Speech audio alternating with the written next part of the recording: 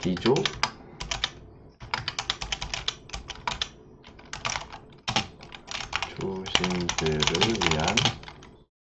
초심들이 배드민턴을 잘할 수 있는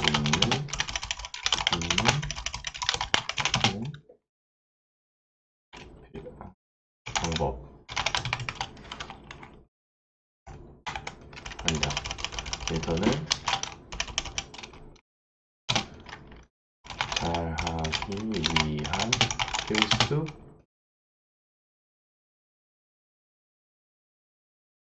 필수 팁. 이렇게 가야겠다. 메모님 안녕하세요. 픽스다. 부담이 됩니다. 내일 우승해야 될 텐데. 열심히 해봐야죠. 지현님. 내일 좀 양말 좀 챙겨가겠습니다. 오늘 방송 보시는 분들 중에서 저 찾아오시면 제가 국대 양말 좀 드릴게요. 라이더커. 내일 좀 양말 좀 챙겨가겠습니다.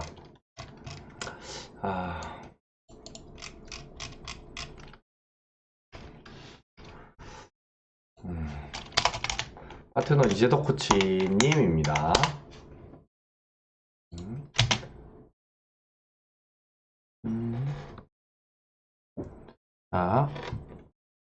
이제 D조 초심들이 잘할 수 있는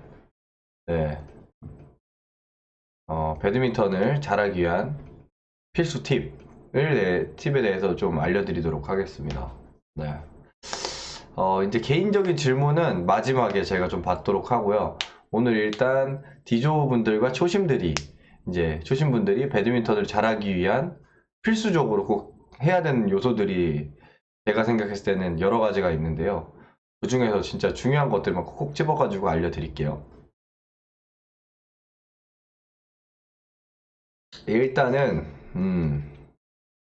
근데 이 D조와 초심들이 잘하기 위한 필수 팁 중에 정말로 제가 생각해내지 못한 중요한 팁을 주시는 분에게는 물론 제가 소정의 선물을 보내드리도록 하겠습니다. 근데 제가 말하려고 하는 거거나 아니면 뭐 제가 말한 거거나 뭐 이런 거면 사실 해당이 안 되고요. 일단은 진짜로 제가 생각해내지 못한, 누구도 생각하지 못한 그런 기발한 팁을 주신다면 제가 선물을 쏘도록 하겠습니다. 일단은 집을 이사를 했어요. 집을 이사를 해가지고요. 지금 방이 춥습니다. 이사한 지 얼마 안 돼가지고.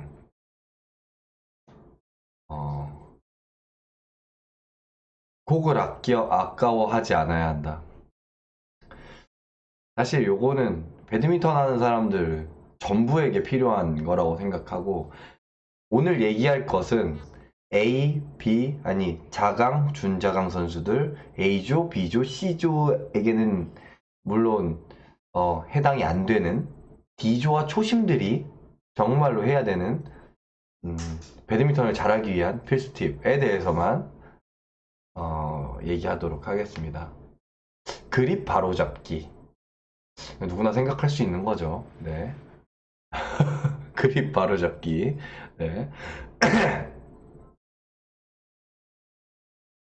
초심 초급은 너무 강하게만 게임을 하는 것 같아요. 일단 오늘 제가 그 헬스에 관심이 많아가지고요. 헬스 유튜브를 되게 많이 봅니다. 근데 제가 오늘 아침에 그 헬스 유튜브를 보는데 뭐 여기 계신 분들 중에 헬스에 관련해서 많은 정보를 가지고 계신 분들도 계시겠지만 그 헬스 유튜버가 하는 얘기를 들으면서 이거 배드민턴에도 똑같이 적용이 되는 부분이다 라고 생각을 해서 우리 구독자분들, 그다음 시청자분들에게 알려주면 정말로 실력이 느는데 도움이 될 것 같다 생각해서 오늘 특별히 뭐 경기 분석이나 이런 거 안 하고 이제 컨텐츠를 요걸로 잡았는데요. 잠시만요. 홍 여사님, 죄송한데 저 목이 너무 아파가지고요. 따뜻한 게 필요할 것 같아요. 자, 그래서 일단은 이제 초심하고 D조, 그러니까 상급자, 상급자와 초급자로 나눌게요. 그냥 상급자와 초급자, 상급자들하고 초급자들하고 이제 다르게 운동을 해야 되는 그런 것들에 대해서만 말씀을 드릴게요. 일단은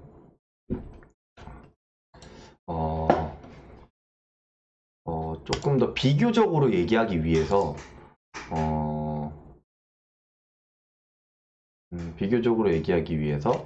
일단은 말씀을 드릴게요.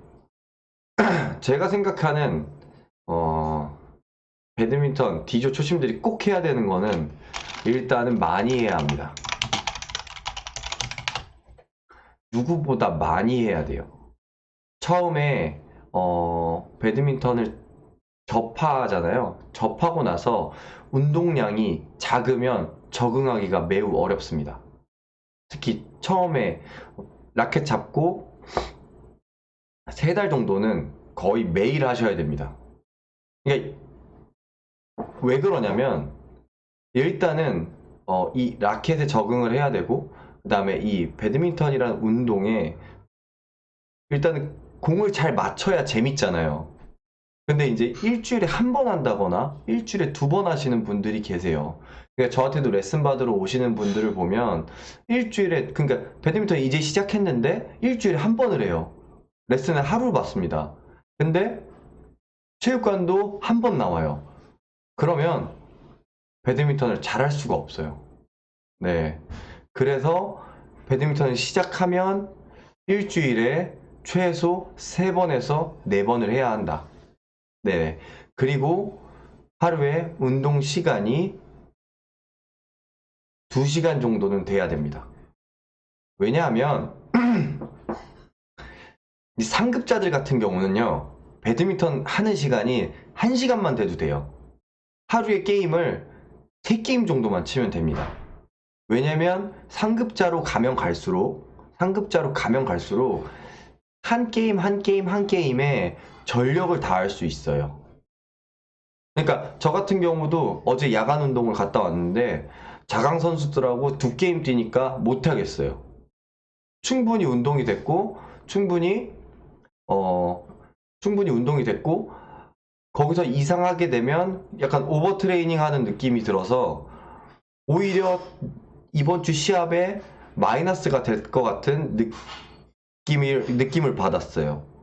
그래서 3게임 정도만 하시면 돼요. 하루에. 상급자분들은 분명히 여기 A조분들도 계실 거예요. 그래서 상급자분들은 꼭 하루에 3게임 이상 하지 마세요. 네, 3게임 정도의 모든 것을 쏟으시면 됩니다. 오히려 그래서 여기서 반대로 D조분들과 초심분들, 그러니까 초급자분들은 하루에 2시간, 3시간, 4시간을 운동하셔도 됩니다. 근데 개인 차이는 분명 있을 거예요. 개인 차이는 분명 있겠지만 이 배드민턴을 딱 접해서 내 모든 그 근력과 체력을 다 쓰면서 3게임 안에 초급자분들이 다 쏟아내는 건 쉬운 일이 아니에요. 그러니까 어느 정도 운동신경 있으신 분들이 맨 처음에 와서 클리어를 배우잖아요. 그러면은 별로 힘들어하질 않아요. 힘들어하지 않고 계속 합니다. 그리고 스매싱을 가르쳐줘도 계속 때려요. 근데 오히려 상급자로 가게 되면 그분이, 그래서 온몸에 힘을 쓰면서 스매싱을 때리다 보면 예전보다 스매싱을 때릴 수 있는 개수가 줄어듭니다. 이 말은 무슨 말이냐면 이제 몸에 있는 힘을 다 쓰면서 배드민턴을 치는 거예요. 예전에는 예를 들면 몸에 힘을 쓸지 모르니까 팔로만 스윙을 합니다. 스매싱을 때릴 때 팔로만 스매싱을 때리다 보니까 힘이 안 든 거예요. 그러니까 스매싱을 레슨할 때 뭐 10줄을 때려도 때립니다. 근데 상급자로 그분이 A조로 올라가서 이제 강하게 때릴 줄 알잖아요. 그러면 7줄 이렇게 10줄 이렇게 절대 못 때려요. 너무 힘들어서. 그러니까 초심자분들은 어느 정도 내가 적응을 할 때까지는 최대한 배드민턴을 많이 해라. 그리고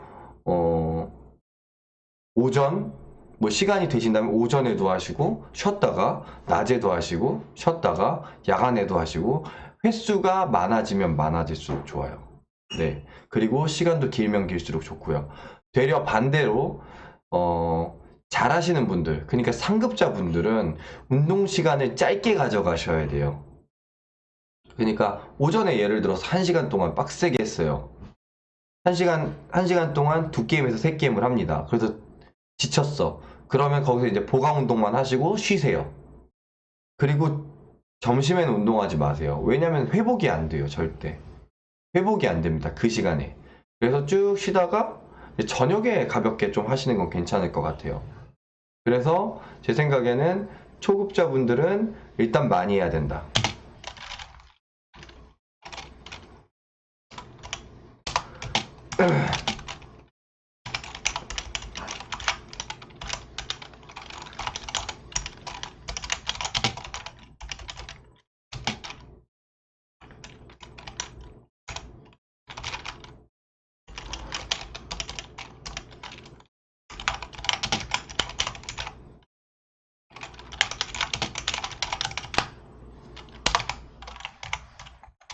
네, 2시간 이상씩 꼭 운동을 해주시고, 그러니까 운동 횟수도 많을수록 좋다.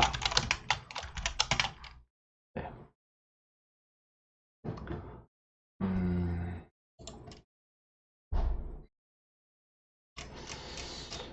자, 일단 많이 해야 된다. 이게 제가 가장 초급자분들한테 꼭 말씀드리고 싶은 1순위예요. 많이 해야 된다. 두 번째, 배드민턴 시작할 때 꼭 이거는 별을 좀 달게요. 꼭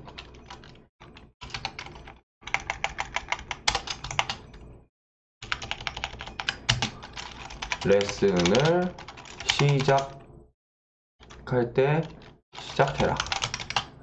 배드민턴을 시작할 때 꼭 레슨을 같이 시작하셔야 돼요. 그러니까 제가 레슨을 하면서 가장 힘든 게 뭐냐면은 이제 회원님이 체육관에 나오시잖아요. 체육관에 나오시게 되면 일단 잘 모르니까 한 1개월 정도는 그냥 쳐요. 레슨 안 받고. 그러다가 1, 2개월 그냥 지나가요. 그러다 보면 이제 어깨 너머로 보고 막 유튜브로 보고 이제 그렇게 해서 이제 어깨 너머로 좀 배드민턴을 배우게 됩니다. 그렇게 됐을 때 그립법, 그 다음에 스윙 자세, 뭐 자, 그런 기초적인 부분들이 하나도 안 잡힌 상태에서 배드민턴을 합니다. 그렇게 되면 이제 오시잖아요. 레슨 받으러 이제 2달 지나서 레슨하러 오잖아요. 그러면 그립법부터 다시 잡아야 되고, 그 다음에 스윙 고쳐야 되고, 자세 고쳐야 되고, 스텝 고쳐야 되고, 그러면 오히려 2개월 한 게 마이너스예요. 더 오래 걸려. 안 좋은 습관들이 몸에 배어 있어가지고. 그래가지고 제가 꼭 말씀드리고 싶은 거는 배드민턴을 시작할 때 최대한 레슨을 시작하면서 배드민턴을 같이 시작해라. 그러니까 예를 들어서 레슨이 밀려 있어요. 레슨을 바로 못 받아. 그럼 배드민턴도 시작하지 마세요. 이제 레슨을 시작할 수 있을 때 배드민턴을 시작하는 게 좋습니다. 그러니까 되게 그 영향을 많이 끼치지 않을 거라고 생각할 수 있는데 자기 맘대로 배드민턴을 치게 되면 고치는데 너무 힘들어요. 본인도 힘들고 고쳐주는 코치도 힘들고.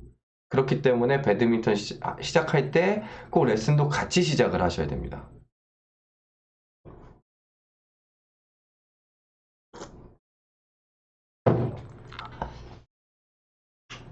근데 클럽을 가입을 해서 조금 대기를 하더라도 근데 일단 레슨을 같이 하셔야 돼요. 그래야지 돌아갈 일이 없어요. 그냥 바로 갈 수 있어요. 네. 그래서 일단은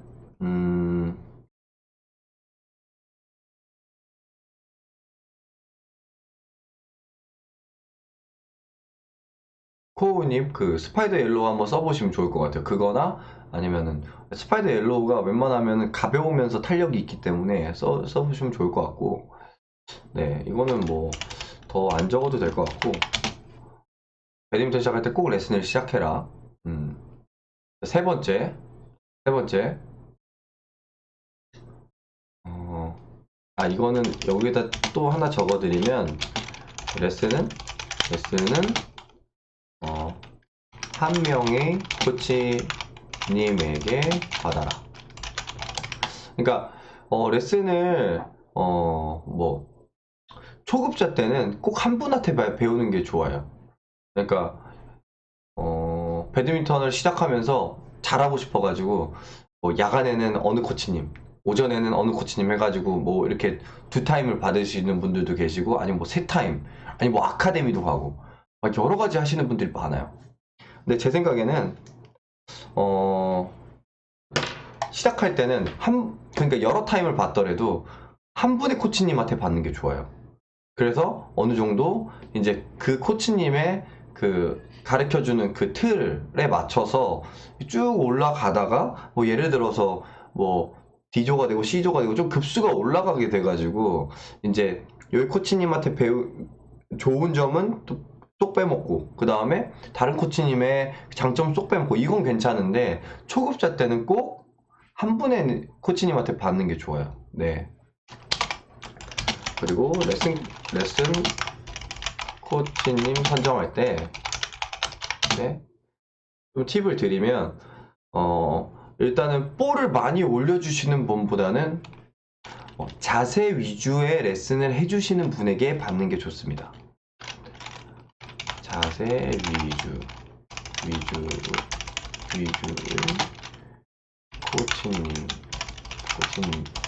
코치님께 레슨 받자. 네. 아무래도 그러니까 코치님들마다 스타일이 다 달라요. 그래서 이제 물론 다 성심성의껏 가르쳐 주시는 코치님들이 많아요. 근데 이제 레슨을 받아보시면 아시겠지만 이제 공을 많이 쳐서 잘하게 만들어 주시는 분들이 계시고 그다음에 자세를 잘 잡아가지고 자세를 이쁘게 만들어 주시는 분들이 계시고 그다음에 뭐 예를 들어 요령을 많이 알려주시는 코치님이 있고 다 가지각색입니다. 근데 그러니까 배드민턴을 시작할 때 코치님은 꼭 자세를 섬세하게 잘 봐주시는 코치님으로 하시는 게 좋습니다. 그래서 네, 그래서 그런 분들한테 뭐 제 생각에는 남자 코치님도 좋지만 시작할 때는 여자 코치님들한테 받는 것도 전 좋은 것 같아요. 네, 왜냐하면 여자 코치님들이 되게 섬세하게 잘 봐주시는 부분이 있어요. 네. 그래서, 여자 코치님한테 받아도 괜찮다라고 저는 생각을 합니다. 물론 여자분들은 여자분한테 레슨 받는 게 좋고, 남자분들은 남자한테 받는 게 좋지만, 남자분들 중에서 이제 배드민턴 시작할 때, 아무래도 뭐, 남자니까 남자한테 레슨 받아야지라고 생각하시는 분들이 계실 것 같아서 말씀드리는데, 남자여도 시작할 때는 여자분한테 레슨 받아도, 장점이 많습니다. 네. 자, 세 번째. 자, 세 번째. 세 번째는, 클럽에 들어가잖아요. 클럽에 들어가게 되면 사람들하고 친해지는 게 중요합니다. 네. 초급자분들은 일단은 총무님, 그 다음에 경기이사님, 뭐 등등 이제 클럽에 이제 봉사를 해주시는 분들이 계시잖아요.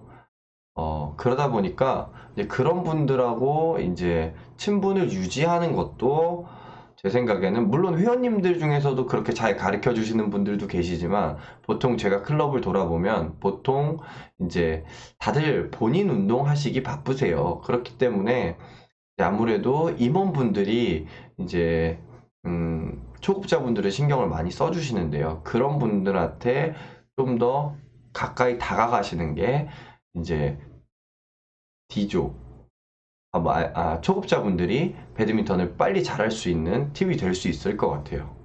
한번 적어보면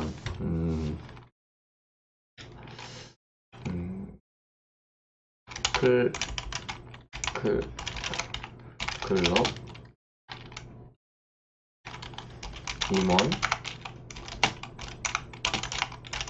회원님들과 친분을 유지하자. 네, 물론, 네, 맞습니다. 술자리 많이 가서 술을 많이 먹으면, 당연히, 그러니까 이게 진짜 무시를 못 하더라고요. 그러니까, 제가 계속 레슨을 계속 지금 한 뭐 8년째 하고 있는데, 그냥 같이 적응을 잘 하시는 분들 보면은 회식 자리에서 빠지질 않아요. 네, 물론 회식 자리가, 즐거워서 뭐 당연히 가시는 거겠지만, 그런 자리에 참석하는 사람일수록 배드민턴을 빨리 늘어요. 네네네. 그렇게 되더라고요. 그러니까 물론 운동신경이 있거나 뭐 그러면은 당연히 빨리 늘겠죠. 근데 그 조건이 같다라고 했을 때 이제 아무래도 이제 잘하는 사람들하고 같이 어울리고 이게 보통 이제 클럽의 총무님이나 뭐 경기이사님 이런 분들이 그 클럽 A조 분들이시잖아요. 이제 그런 사람들하고 같이 이제 친해지시는 분들이 배드민턴 금방 늘더라고요. 그래서 이제 초급자분들은 이제 회원님들하고 많이 그 임원님들, 회원님들하고 친해지는 게 이제 아무래도 배드민턴 잘하기 위한 방법일 수 있습니다. 네. 그래서 끝나면은 뭐 항상 그 배드민턴 문화가 그렇거든요. 야간 운동, 낮에 오전에 운동하시는 분들은 꼭 끝나면 점심을 같이 먹으러 가고요. 그 다음에 저녁 운동하시는 분들은 끝나고 꼭 치킨을 드시러 가세요. 아시겠지만 그런 자리에 참석을 하는 것도 배드민턴을 잘하기 위한 방법이 된다. 네. 네. 4번. 안녕하세요, 자니님.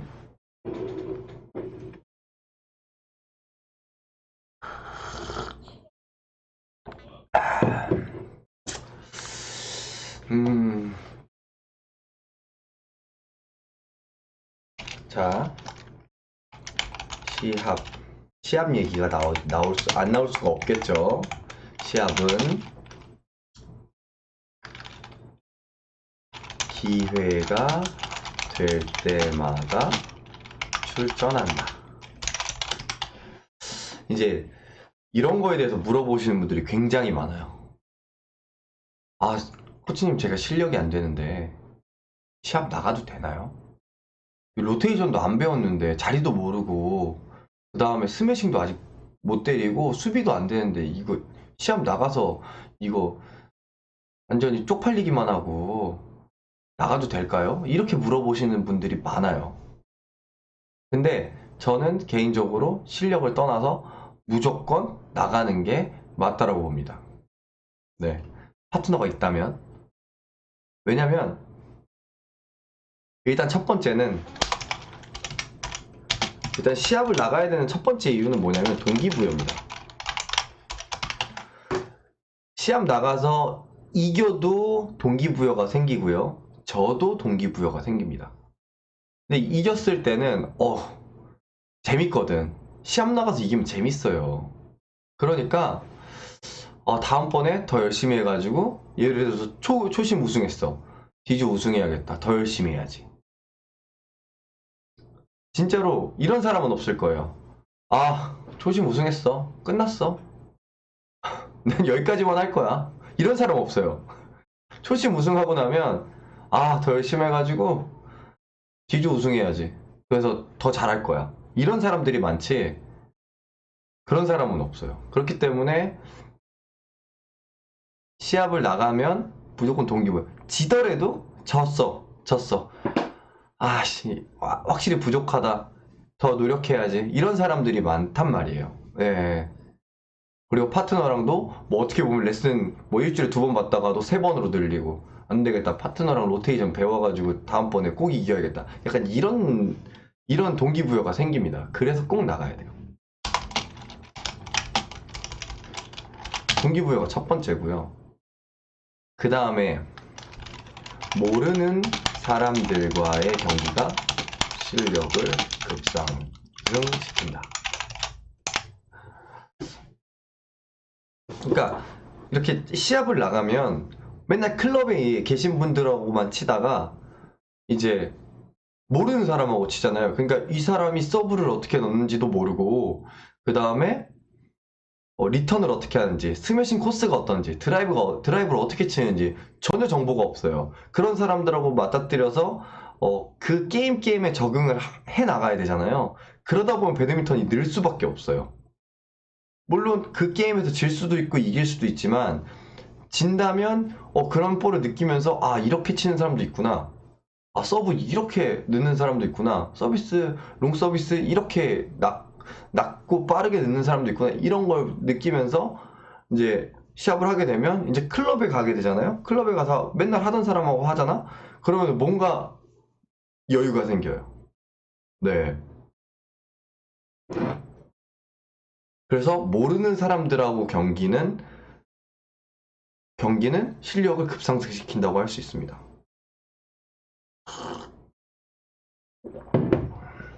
자, 한번.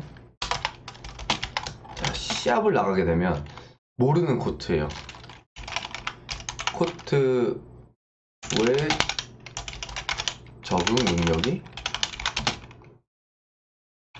적응 능력이 생긴다. 이제 시합을 나가면 보통 큰 체육관에서 하잖아요. 그렇기 때문에 공이 잘 안 떨어져요. 그렇기 때문에 타점 맞추기가 어려워. 그러다가 이제 또 클럽 오잖아. 그러면은 여기는 우리 집이거든. 그러니까 거기서 잘 적응을 했던 것들이 이제 어렵게 쳤잖아요. 거기선 배드민턴 아무래도 어렵게 쳤기 때문에 이제 쉬운 곳으로 집으로 돌아오면 더 쉬워지는 거예요. 그래서 이제 우리 클럽에서 그러니까 어려운 곳에서 치다가 쉬운 곳으로 오니까 실력이 또 느는 거죠. 그래서 전국 대회를 많이 나가면 또 배드민턴 실력이 많이 늡니다. 이 코트 해보고 그리고 뭐 부산에 있는 사람이랑도 붙어보고 뭐 아니면은 뭐 저기 강원도에 있는 사람 아니면 전라도에 있는 사람 이렇게 막 붙다 보면 뭐 사람들마다 그 스타일이 다르기 때문에 이제 그런 거에 이제 적응을 또 하면서도 실력이 느는 거죠. 그래서 시합은 꼭 나가셔라. 그리고 5번으로 넘어가면 음, 음, 또 중요성 있는 걸 얘기하자면 음, 한 5번째 정도가 웨이트가 될 것 같아요.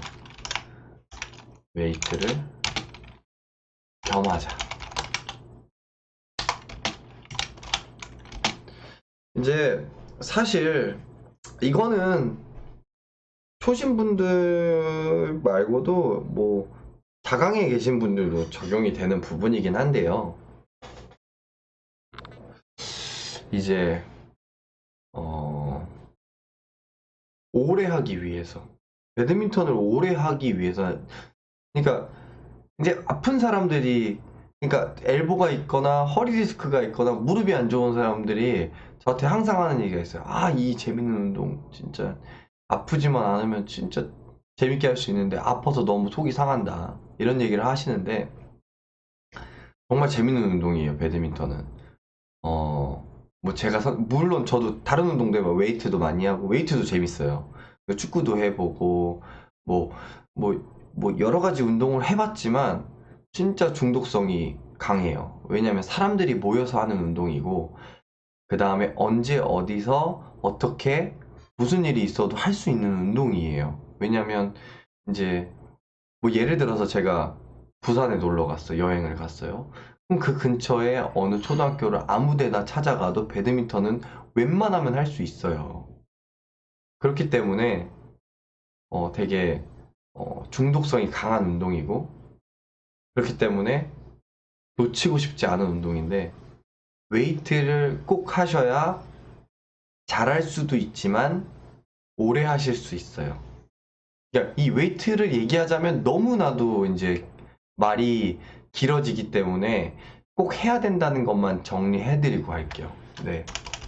웨이트는 꼭 하셔야 됩니다. 웨이트 안 하시고 배드민턴만 하면 분명히 엘보가 오고 무릎이 아프고 허리가 아프고 코어가 다 무너질 수밖에 없어요. 그러니까 배드민턴을 어떻게 표현해야 되지? 어, 배드민턴을 에너지를 소비한다라고 하면 이제 웨이트는 회복 단계라고 생각하셔 주면 될 것 같아요. 그러니까 웨이트 개념하고 달라요. 웨이트 하면 당연히 이제 소모 에너지 소모긴 한데 이제 배드민턴을 놓고 봤을 때는 배드민턴을 하고 웨이트를 안 하면 손상이에요, 계속. 뭐 예를 들어서 무릎 같은데 연골이나 무릎 연골, 그다음에 인대, 뭐 관절 이런 데가 손상입니다. 배드민턴을 하시게 되면. 근데 거기서 이제 웨이트를 같이 해주셔야지 그게 배드민턴을 같이 해주셔야지 그게 회복 단계로 가신다고 생각하시면 돼요. 그래서 진짜 최소한의 웨이트는 배드민턴 끝나고 팔굽혀펴기 그 다음에 스쿼트 맨몸 스쿼트 그 다음에 그 정도 두 가지는 꼭 해주시면 돼요. 이게 최소한입니다. 그러니까 웨이트장을 꼭 가가지고 그러니까 헬스장을 꼭 가가지고 배드민턴을 끝나고 웨이트장에 가서 꼭 하지 않더라도 시간이 없어. 그러면 팔굽혀펴기 그 자리에서 하세요. 그다음에 스쿼트 하세요. 그러면 허리하고 엘보 이런 거의 손상이 확실히 줄어듭니다. 네. 저는 웨이트는 진짜 솔직히 말씀드리면 진짜 웨이트 좋아하는 사람도 있잖아요.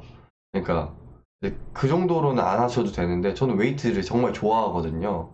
그래서 그냥 진짜로 그냥 웨이트에 빠져 있는 사람들처럼 해요. 예.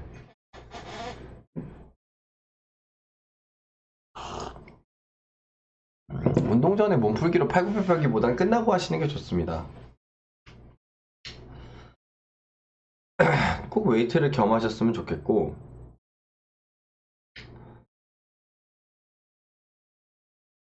맞아요. 네. 자, 6번. 2시간 중에 운동 시간이 토탈 2시간이라면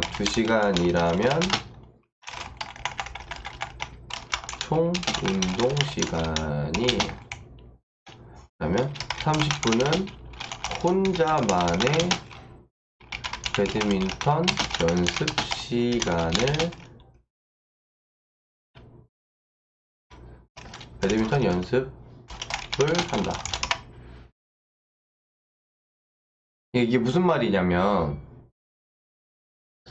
이제 내가 클럽에 가면 2시간 동안 운동을 하잖아요. 예를 들어 2시간 동안 운동을 하면 어, 레슨을 한 20분 받는다라고 하면 그러니까 1시간 정도 배드민턴, 뭐 게임이든 난타든 1시간 정도만 친다고 하고 30분은 꼭 혼자만의 연습하는 시간을 가져야 돼요.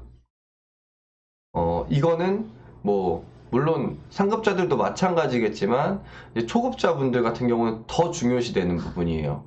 왜냐면 거울이 있으면 거울을 보면서 연습하시면 좋고, 그 다음에 스텝도 이제 거울 보시면서 하면 좋고, 그러니까 레슨할 때 배우는 것들이 있잖아요. 그런 것들을 그냥 혼자 해보는 거예요. 혼자 하면서 이제 생각을 해야 돼요. 네. 이거는 이렇게 하면은 좀 더 이제 강하게 칠 수 있겠다. 그리고 이렇게 움직이면 좀 더 빠르게 움직일 수 있겠다. 뭐 이런 종류의 운동 그 시간을 30분 정도를 가지고 계셔야 돼요. 제가 배드민턴을 하면서 물론 늘기 위해서 여러 가지를 노력했지만 이제 가장 이제 많이 늘었던 게 되게 어, 이상하게 생각하실 수도 있겠지만 남의 시선을 신경 쓰지 않으면서 연습했던 게 좀, 그러니까 남의 시선을 신경 쓰지 않으면서 나만의 연습을 했던 시간이 도움이 무지하게 많이 됐던 것 같아요. 그러니까 뭐 예를 들면 이런 거죠. 전용구장에 가요. 전용구장에 갔는데 사람들이 막 게임하고 있어. 근데 코트가 뭐 한 두 개에서 세 개, 아니면 난타 코트 비어 있어. 그럼 혼자 들어가서 푸덕해요. 근데 그게 사실 되게 어려워요. 예. 사람들이 막 다 게임하고 있는데 나 혼자 빈 코트 들어가서 푸덕한다는 거는 사실 그 시선을 이겨내는 게 되게 어려워요. 근데 저는 그 시선을 이겨내면서 연습할 때 도움이 엄청 많이 됐던 것 같아요. 그래서 꼭 혼자만의 운동하는 시간을 가져야 한다. 네.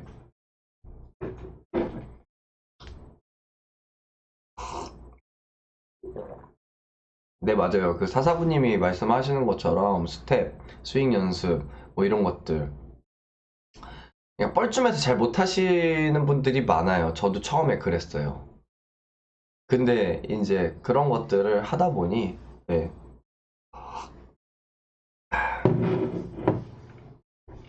그리고 여기 이 지금 말씀드렸던 거에서 추가적으로 더 말씀드릴 거는 내가 잘하기 위해서 내가 루틴을 짜고 내가 부족한 부분을 보강하는 운동을 하는 것 또한 도움이 엄청나게 많이 됩니다. 그러니까 뭐 예를 들어서 이제 내가 내 자신의 코치가 되는 거죠. 그러니까 또 제가 또 많이 늘었던 부분이 어떤 부분이냐면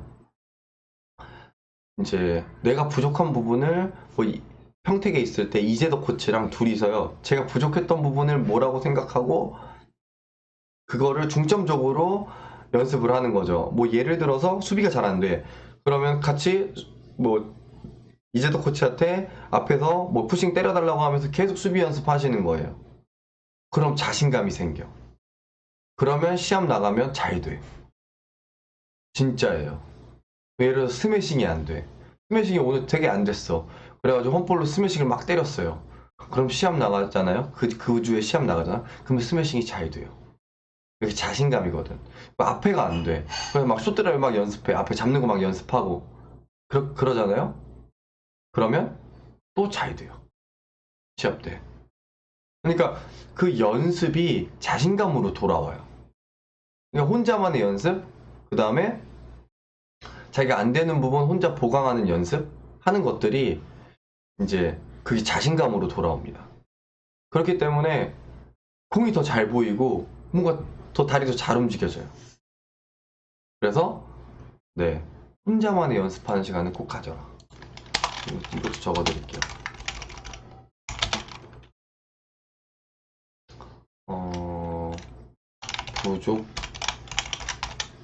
부족한 부분을 본인이 찾고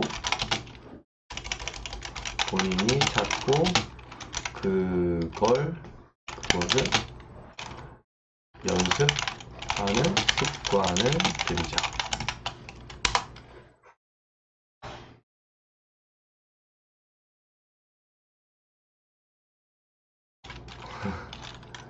자, 설마. 어, 이제 요 시청자분들이 생각하시는 거를 좀 한번 얘기해 보세요. 그러면은 제가 하나 뽑아가지고 그분한테 선물을 드리도록 하겠습니다. 진짜로 와닿는 거.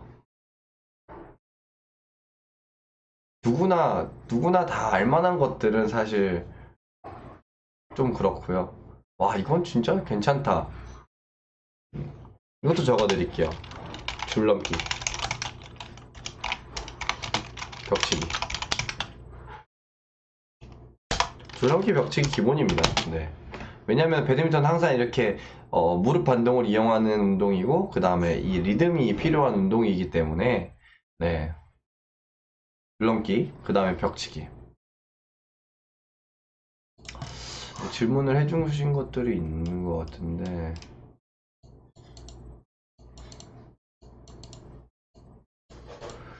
저 같은 경우는 진짜 고관절을 많이 푸는 편이에요. 그러니까 무릎하고 이제 허리가 사실 저는 좋은 편은 아니거든요.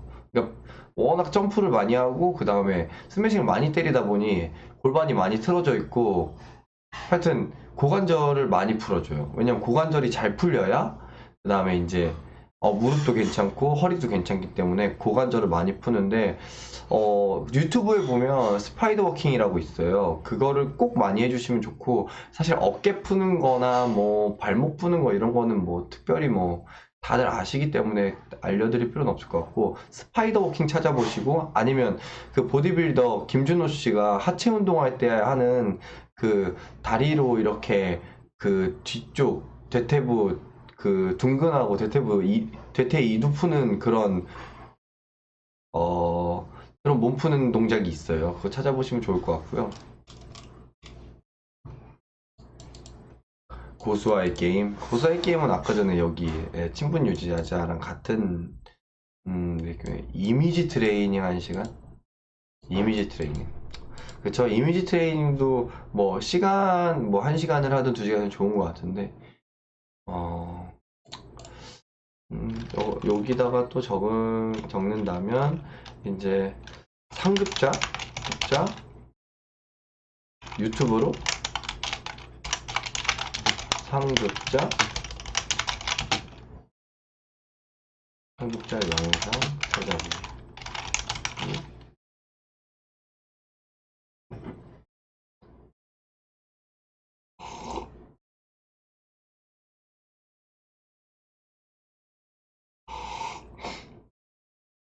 잼TV 영상 보기. 감사합니다. 아유, 좋은 방법이죠. 게임할 때 무리하게 치지 말고 랠리 길게 가져가기.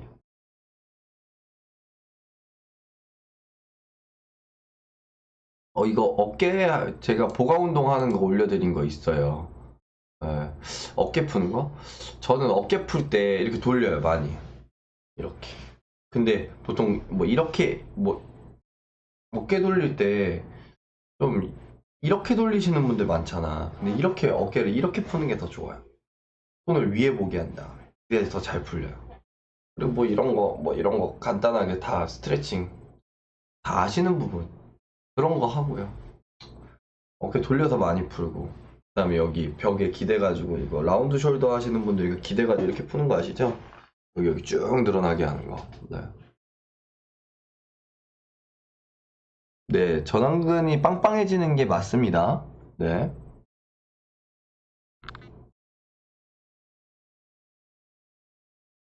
게임할 때 무리하게 치지 말고 랠리 길게 하자.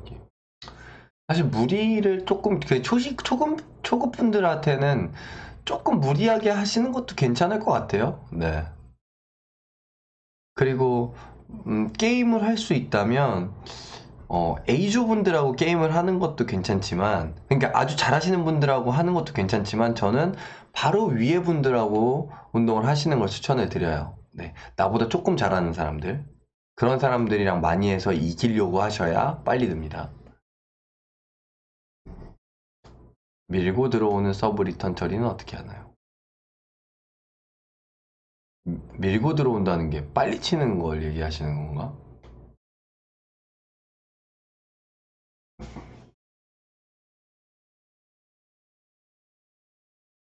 처음에는 좀 아파요. 배드민턴이 사실 안 쓰던 근육을 많이 쓰는 운동이라서 이제 아플 수밖에 없는데요. 근데 그래서 이제 웨이트 보강 운동을 많이 해주시는 게 좋아요. 공격적으로 앞으로 근데 공격적으로 들어오시는, 이제 뭐 개인적인 질문 받을게요. 네. 개인적으로 좀 질문을 받을게요. 네, 오늘은 저 오늘 주말이기 때문에 좀 넉넉하게 궁금하신 거 있으면 물어보시면 이제 많이 있으면 좀 길게 알려드릴게요.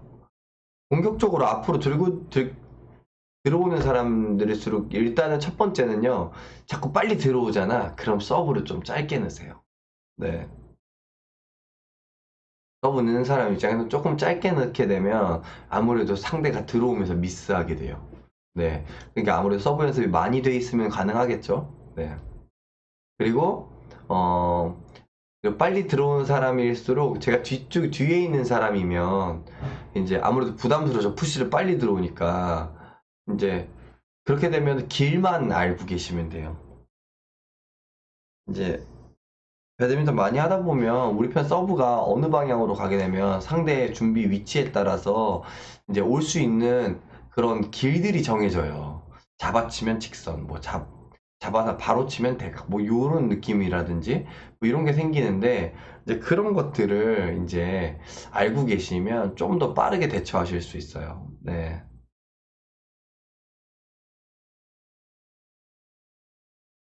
대회 나가서 첫 게임 전에 몸 푸는 루틴이요? 음, 일단은 체육관이 큰 체육관이라는 가정하에 네, 좀 말씀을 드릴게요. 줄넘기가 있으시면 줄넘기를 조금 해서 이제 열이 좀 올라오게 하는 게 좋고요. 일단은 뭐 줄넘기가 있다면 그렇게 하시면 좋은데 일단은 제일 중요한 거는 이제 스트레칭입니다. 처음에 가자마자 근육 다 조금씩 늘려놓는 게 좋아요. 무릎 스트레칭 해주시고 발목, 어깨, 허리, 뭐 목 이런 거 다 스트레칭 해주시고 그다음에 어느 정도 몸이 풀렸다라고 하면 그 다음에 줄넘기나 가벼운 러닝을 통해서 이제 좀 열을 올려주시는 게 좋을 것 같아요. 뭐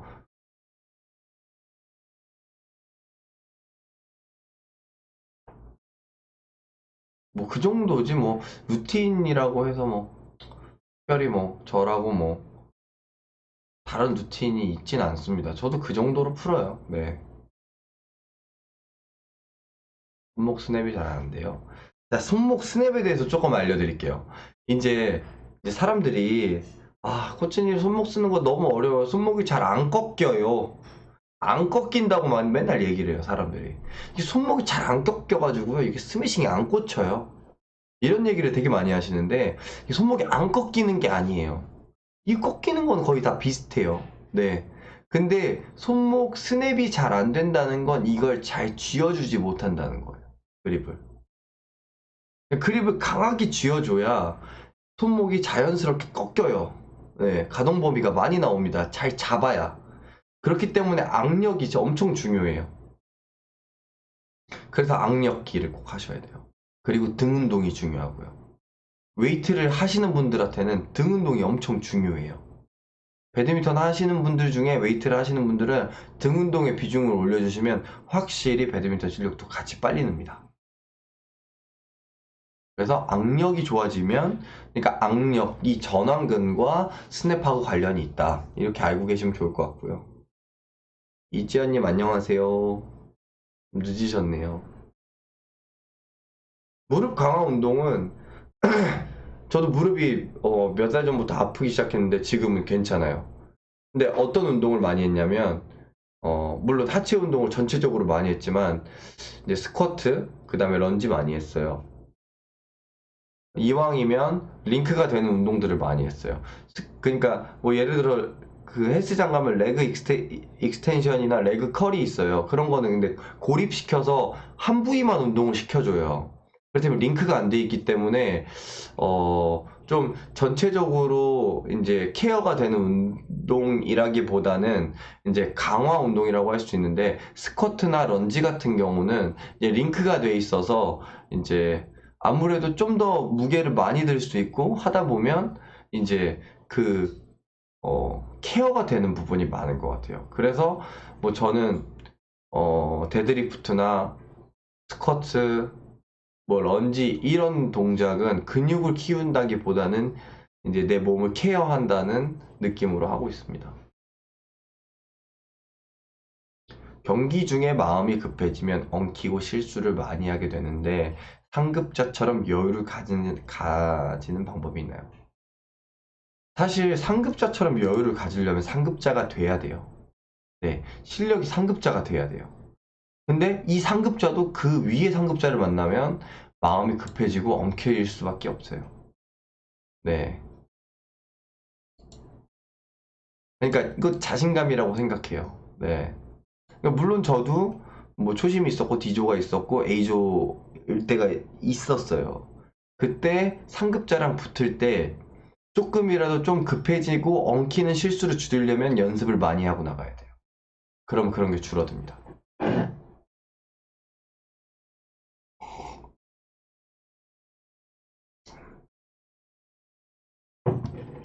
네, 빵빵님 요거 확실한 정답 드릴게요.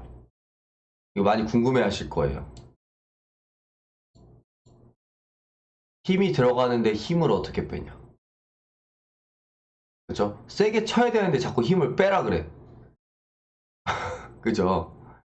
근데 이제 코치님들이 봤을 때는 힘이 엄청 들어가 있어서 손목을 못 쓰거든. 그게 왜 그러냐면, 빵빵님 남자분이신가요? 음, 이제, 제가 레슨을 하다가도 보면 힘이 바짝 들어가서 배드민턴 치시는 분들이 있어요. 이렇게. 이거 배드민턴을 가볍게 툭 이렇게 치는 게 아니라 이렇게 칩니다. 어깨에 힘이 많이 들어가요. 10명 중에 힘이 들어가는 9명은 다 어깨에, 그러니까 코치님들이 힘 좀 빼세요라고 하는 사람들은 10명 중에 거의 10명이 다 어깨에 힘이 많이 들어간 사람들이에요. 이게 왜 그런지를 제가 말씀을 드리면은, 내가 여지껏 살면서 배드민턴 선수를 제외하고, 물론 타 종목 뭐 라켓 운동, 뭐 테니스 뭐 잘 모르겠지만 일반인들은 전완근보다 어깨 근육이 훨씬 더 발달이 많이 돼 있습니다. 그러니까 배드민턴 하는 사람들은 유독 전완근이 많이 발달이 돼 있고요. 근데 일반인들은 어깨 근육이 더 많이 발달이 돼 있어요. 그렇기 때문에 배드민턴을 시작하면 물론 전완근이 발달해 있는 사람들도 있어요. 하지만 대부분의 힘이 많이 들어가 있는 사람들은 전완근보다 어깨에 힘이 많이 어깨에 발달이 많이 되신 분들이에요. 그렇기 때문에 이 배드민턴을 손목으로 안 하고 어깨로 합니다. 그러니까 힘이 많이 들어가 있어요. 그래서 그걸 고치려면 일단은 전완근 운동을 많이 해서 비율을 맞추셔야 돼요. 이 어깨의 힘을 이 전완근의 힘하고 전완근 운동을 많이 하면 당연히 이 비중보다 이 비중의 근육량이 늘어나면서 동등해지는 순간이 올 거예요. 그러면 힘이 점점 빠집니다. 그리고 여기 근육이 더 좋아지잖아요. 그러면은 더 힘이 완전히 빠지게 될 거예요. 결론은 뭐냐? 전완근을 운동을 많이 해라. 네, 넘어갈게요. 웨이트 조언 부탁드려요. 웨이트 한 지 2주가 됐는데 힘은 조금씩 좋아지는 걸 느끼는데 이전보다 플레이 스피드가 둔해지는 것 같아요. 전혀 아닙니다. 네, 웨이트 하신다고 해서 스피드가 둔해지는 거 절대 아니에요. 뭐 2주 하셨다고 하셨는데 2주 동안 하시면서 뭐 10kg가 찌고 이러진 않으셨을 것 같아요. 근데 전혀 아니에요. 물론 알배겨서 느려질 수는 있어요. 2주 정도 돼가지고 온몸에 알배겨가지고 근육이 이제 제 기능을 발휘를 못해서 좀 느려질 수는 있는데 점차 좋아집니다. 아시겠죠? 신경 쓰지 마시고 웨이트 많이 하세요.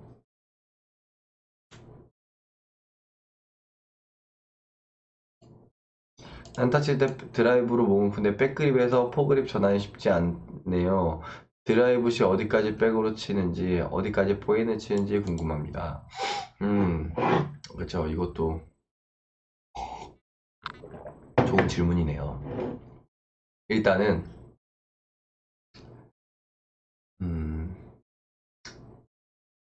다 백으로 쳐도 돼요. 저는 그렇게 생각해요. 복식은. 단식은 아니지만 복식은 방코트에서 몸 푸실 거 아니에요. 웬만하면 다 백으로 치셔도 돼요. 그러다가 많이 멀어지는 것만 포인트로 치세요. 네네. 내가 백이 자신 있으면 그렇게 하셔도 됩니다. 네. 대답이 되셨으면 좋겠고요. 왜냐면 이제 내가 백을 잘 쳐요. 보통 그런 분들이 많아요. 이제 백 드라이브 구간이 많아. 아무래도 포인트보다 백 구간이 더 많아요. 그렇기 때문에 많이 넘어가는 것도 백으로 잘 칠 수 있다면 백으로 치시는 게 좋아요. 왜냐면 전환하다가 미스하거든. 백에서 포인트 전환하다 미스하는 경우가 무지하게 많아요. 그래서 그럴 바에는 그냥 백으로 다 치시는 게 어느 정도 실수를 줄여갈 수 있어요. 저는 배운 지 이제 1년 돼 가는데 게임할 때 발도 안 움직이고 공도 세게 못 치고 백은 더더더 할 줄 모르고 참 어렵네요. 욕심은 많은데 방법을 몰라서 잠코치님 영상을 봐도 실력에 실전에 써먹지 못하네요. 도와주세요. 영상 한번 보내주세요. 이렇게 해서 제가 도와드릴 수 있는 방법은 여기 다 나와 있는 것 같고요.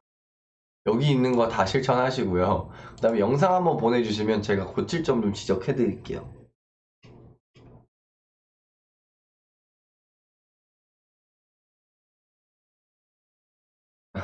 벽은 찾아야 돼요. 목상 가서 하셔도 되고, 뭐. 저는 사실 벽치기에 미쳐있을 때 집에서도 한 적 있어요. 우리 벽으로. 그러니까 거실과 안방 벽 사이로 막 벽치기 하고 막 이랬었어요.